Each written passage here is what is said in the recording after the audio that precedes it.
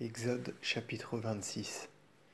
Et tu feras le tabernacle avec 10 courtines de fin lin retors, d'hyacinthe, de pourpre, d'écarlate retors, ouvrage varié, œuvre du tisserand. Chaque courtine aura 28 coudées de long, sur 4 de large.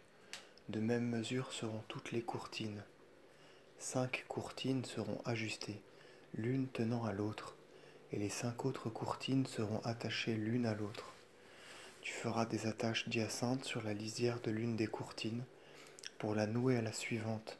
Tu feras de même sur la lisière de la courtine opposée pour la nouer à la première. Tu feras 50 attaches à chaque courtine, et tu feras 50 attaches à la suivante, pour les réunir l'une à l'autre, les attaches se correspondant face à face exactement. Tu feras 50 anneaux d'or, et tu joindras les courtines l'une à l'autre à l'aide des anneaux, et elles formeront un seul tabernacle. Tu feras aussi des couvertures en peau velue, pour abriter et envelopper le tabernacle, et tu en feras 11. Elles auront 30 coudées de long, sur 4 de large. De même mesure seront toutes les couvertures. Tu joindras 5 couvertures, et tu joindras les 6 autres couvertures, et tu replieras en deux la moitié de la 6e sur le devant du tabernacle. Tu feras 50 attaches sur la lisière de chaque couverture, pour les réunir ensemble. Et tu feras 50 attaches sur la lisière de la couverture suivante, pour l'adapter à la première. Tu feras 50 anneaux d'airain, au moyen desquels tu réuniras les attaches, et tu joindras ainsi les couvertures qui n'en formeront plus qu'une seule.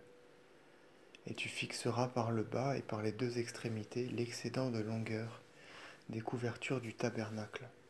La moitié de couverture qui restera, tu la replieras, car il y aura excédent de couverture du tabernacle, et tu en envelopperas le derrière du tabernacle.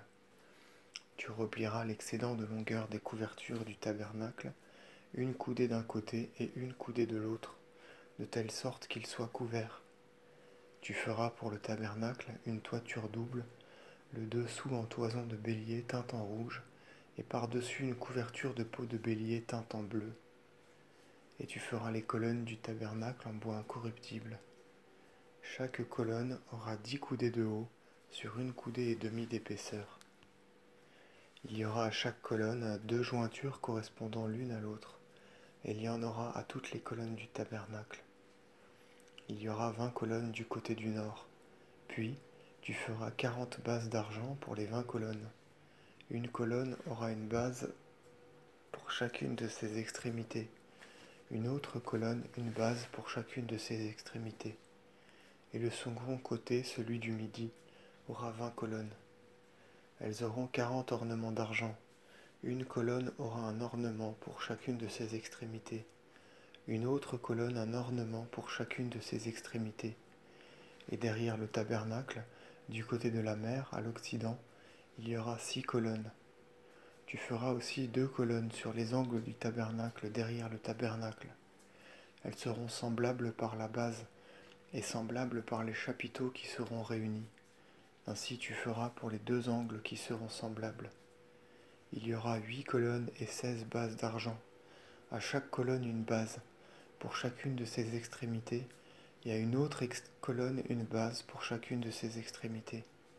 Et tu feras des barres de bois incorruptible, 5 pour chaque colonne de l'un des côtés du tabernacle, 5 barres par colonne de l'autre côté du tabernacle, et 5 barres par colonne des angles de derrière du tabernacle du côté de la mer.